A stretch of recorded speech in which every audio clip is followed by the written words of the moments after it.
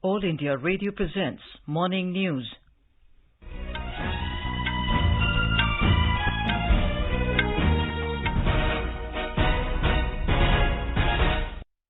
Good morning. I'm Anuja Kumar. The headlines. Prime Minister Narendra Modi to inaugurate Terminal 2 of Kempe Gowda International Airport in Bengaluru today, to also flag off Chennai-Mysuru Vande Bharat Express. All arrangements put in place for Himachal Pradesh Assembly elections tomorrow. Election Commission bans exit polls for Himachal Pradesh and Gujarat Assembly elections till 5th December evening. Centre formulates action plan to promote export of millets across the globe.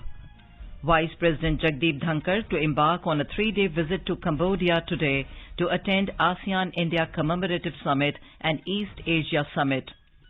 And Shiv Thapa storms into the finals of Asian Elite Boxing Championships in Amman, Jordan.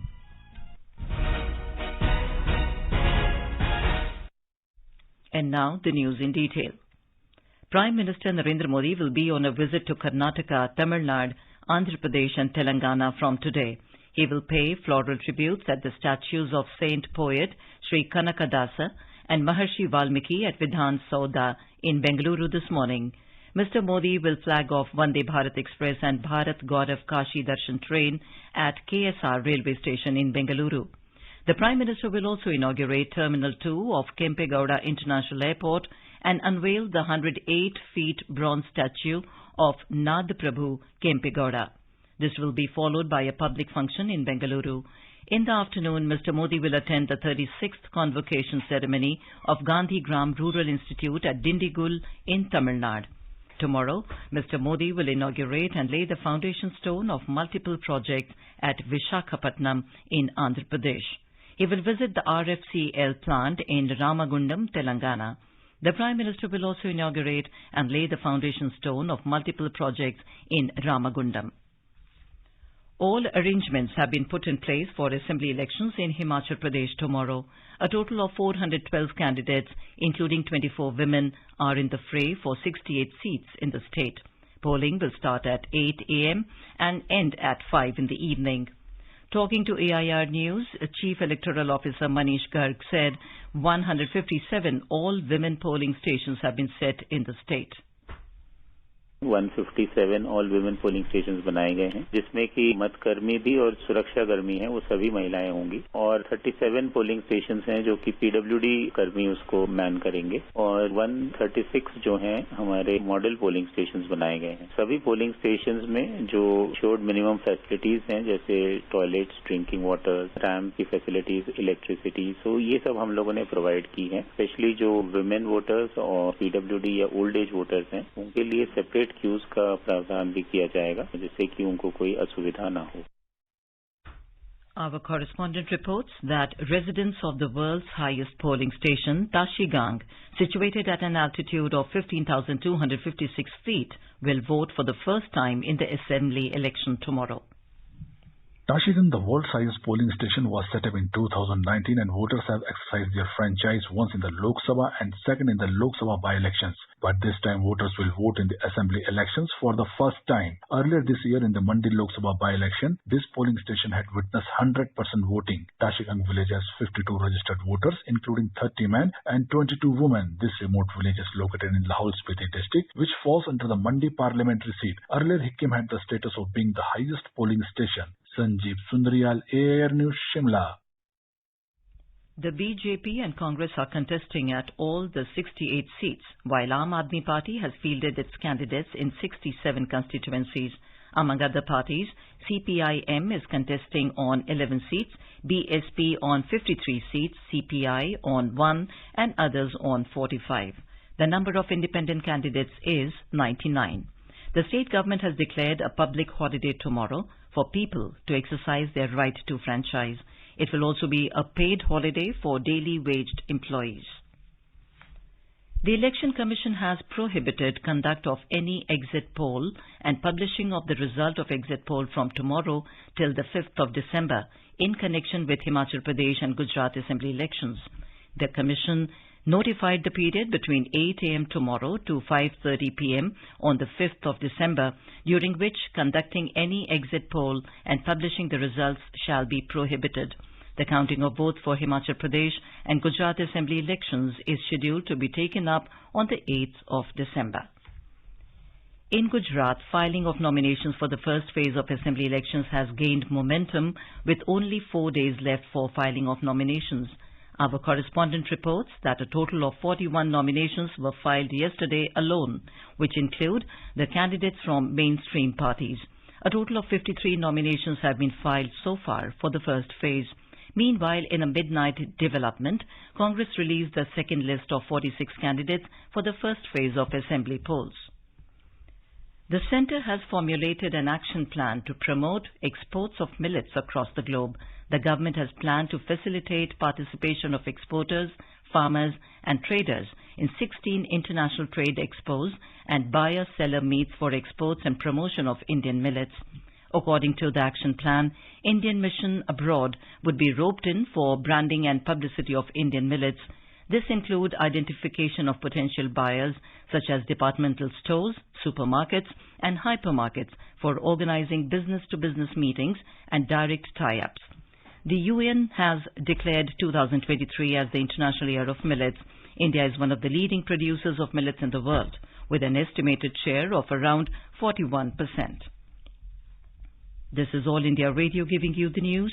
For quick news updates round the clock, follow us on our Twitter handle at AIR News Alerts.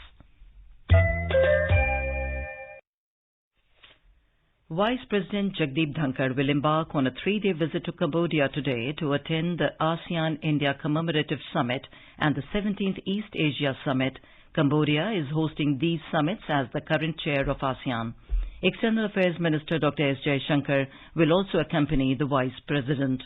Briefing media in New Delhi, Secretary East MEA Saurabh Kumar said the Vice President will also have bilateral meetings with the Cambodian Prime Minister Hun Sen and other dignitaries at Phnom Penh. This year marks the 30th anniversary of ASEAN-India relations and is being celebrated as the ASEAN-India Friendship Year. Prime Minister Narendra Modi will visit Indonesia from 14th to 16th of this month to attend the G20 summit in Bali. During the Bali summit, G20 leaders will deliberate extensively upon the key issues of global concern under the summit's theme of Recover Together, Recover Stronger. Briefing about the summit, External Affairs Ministry spokesperson Arindam Bagchi said 3 working sessions will be held on food and energy security, health and digital transformation as part of the summit agenda. During the closing session, Indonesian President Joko Widodo will symbolically hand over the G20 presidency to Prime Minister Narendra Modi. India will formally assume the presidency of the G20 from the 1st of December this year. On the sidelines of the summit, the Prime Minister will hold bilateral meetings with some of his counterparts. The Prime Minister will also address and interact with the Indian community in Bali. Maldivian authorities have confirmed that 7 of the deceased in the Malé fire incident were Indian nationals. Indian High Commission in Maldives said the identity of one person is still being confirmed. The High Commission said they are in contact with the families. Earlier, the External Affairs Ministry said Indian High Commission in Maldives is extending all possible assistance to the affected Indians and their families in the Malé fire incident. Replying to a media query on the incident, Ministry spokesperson Arindam Bagchi said Maldivian authorities confirmed the loss of 10 lives. Calling it a very unfortunate development, Mr. Bagchi said initial reports indicate a fire in the building and Maldivian government has announced a thorough investigation on the matter. In news just in Jammu and Kashmir, one foreign terrorist belonging to Jaish-e-Mohammed outfit was killed in an encounter with security forces in Kapran area of Shopia district this morning.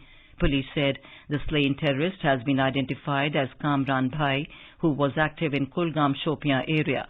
Search operation in the area continued when reports last came in. President Draupadi Murmu has said the philosophy of Antyodaya is very important as it takes the fruits of development to the marginalized. The President was addressing a civic reception organized at the Raj Bhavan in Odisha capital Bhubaneswar yesterday. President Murmu called upon the youth to make India a leading nation in the world through dedication and hard work. The program was attended by State Governor Ganeshi Lal, Chief Minister Naveen Patnaik, Union Minister Dharmendra Pradhan and several other dignitaries. More from our correspondent.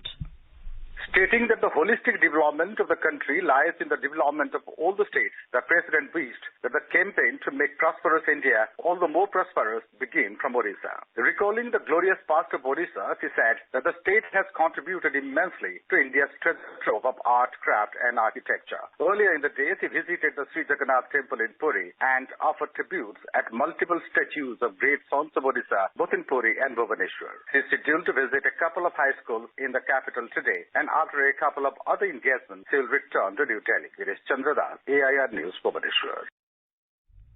Ministry of Agriculture and Farmers Welfare, in collaboration with Madhya Pradesh government, is organizing a 3-day agricultural fair and exhibition in Morena from today.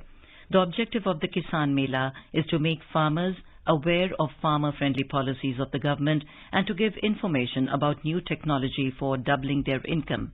About 35,000 farmers will participate in this event. A report from our correspondent. Agriculture and Farmers Welfare Minister Narendra Singh Tomar will preside over the Kisan Mela. On this occasion, the Chief Minister will inaugurate 103 Amrit Sarovars and also lay the foundation stone of Sanjeevani Kendras. Agriculture Minister informed in a virtual press conference from Delhi yesterday that a Kisan Mela is being organized to make the Gwalior-Chambal region an advanced and pioneer in the field of agriculture. Various sessions will be held on important topics every day, in which agricultural experts from across the country will give information and presentations. Sanjeev Sharma, AIR News, Bhopal. The Indian Army has launched a single window facility, Virangana Seva Kendra, for welfare and grievances redressal of Veer Naris. The Indian Army launched the facility with a motto of taking care of our own no matter what. The Virangana Seva Kendra will be available as a service to the Indian Army Veterans portal www.indianarmyveterans.gov.in. The system caters for registering grievances with tracking, monitoring and regular feedback to the applicant. The government has amended the rules for Aadhaar, specifying that supporting documents need to be updated by Aadhaar holders at least once on completion of 10 years from the enrollment date. According to the Ministry of Electronics and IT, the updation would ensure continued accuracy of Aadhaar-related information in the Central Identities Data Repository. In the Asian Elite Boxing Championship, Shiv Thapa stormed into the finals of 63.5 kg category in Amman, Jordan. He beat Bakhdur Usmanov of Tajikistan in the semi-finals yesterday. He will face Uzbekistan's Abdullayev Ruslan. 5 women pugilists, including Lavlina Borgahai and Parveen, will be fighting for the gold in the final today. Alfia Pathan in 81 plus kg category, Sweetie in 81 kg category and Meenakshi in 52 kg category will be playing for the gold today. And now for an overview of today's newspapers, it's over to Subhadra Ramachandran. Thank you, Anuja. All the dailies have mentioned the first list of candidates announced by the BJP for the upcoming Gujarat elections. The Pioneer writes, BJP drops 25% MLAs, bets on new faces in Gujarat polls. US working to reduce visa wait time open slot, cites Hindustan Times, as USA expects applications for visas in India to increase to about 1 lakh a month. As AQI improves in the national capital, the Commission for Air Quality Management may allow private construction and demolition activities. The Times of India reports panel may take call on lifting curbs on older vehicles today. Costs escalating, India insists on new global climate finance target at the UN COP27 Climate Summit in Egypt, cites the Tribune. And finally, President Murmu skips protocol, walks 2 kilometers to Jagannath Temple like all others, taking everyone by surprise, writes the Indian Express. And now, before we end the bulletin, the headlines once again. Prime Minister Narendra Modi to inaugurate Terminal 2 of Kempe Gowda International Airport in Bengaluru today, to also flag off Chennai-Mysuru Vande Bharat Express. All arrangements put in place for Himachal Pradesh Assembly elections tomorrow. Election Commission bans exit polls for Himachal Pradesh and Gujarat Assembly elections till 5th December evening. Centre formulates action plan to promote export of millets across the globe. And Shiv Thapa storms into finals of Asian Elite Boxing Championships in Amman, Jordan. And with that we end the morning news. Have a nice day.